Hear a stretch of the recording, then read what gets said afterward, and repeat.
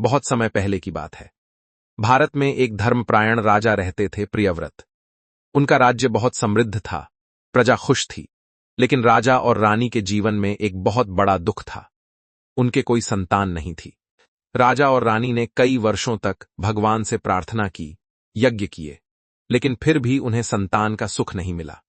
इस दुख से राजा बहुत परेशान रहने लगे। एक दिन महर्षि कश्यप उनके महल में आए। राजा ने उनसे अपने दुख की बात कही।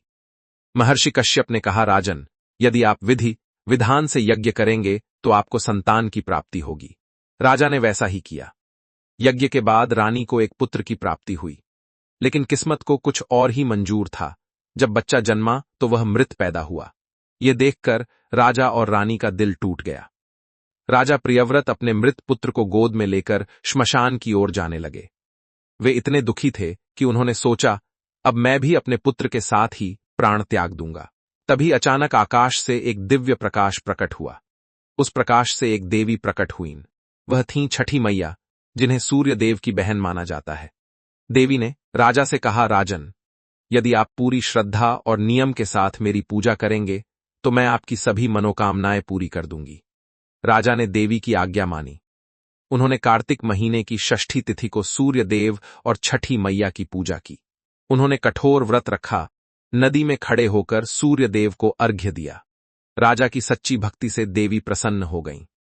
देवी के आशीर्वाद से उनका पुत्र जीवित हो गया। यह चमत्कार देखकर पूरा राज्य खुश हो गया।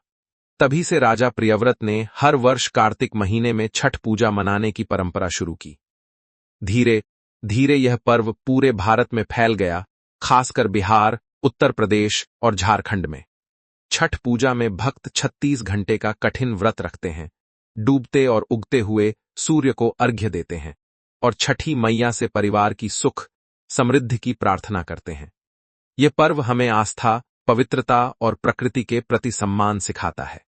आज भी करोड़ों श्रद्धालु पूरी श्रद्धा के साथ छठी मैया और सूर्य देव की पूजा करते हैं। और यही कारण है कि छठ पूजा भारत के सबसे पवित्र और महान पर्वों में से एक माना जाता है। छठी मैया सबकी मनोकामनाएं पूरी करें।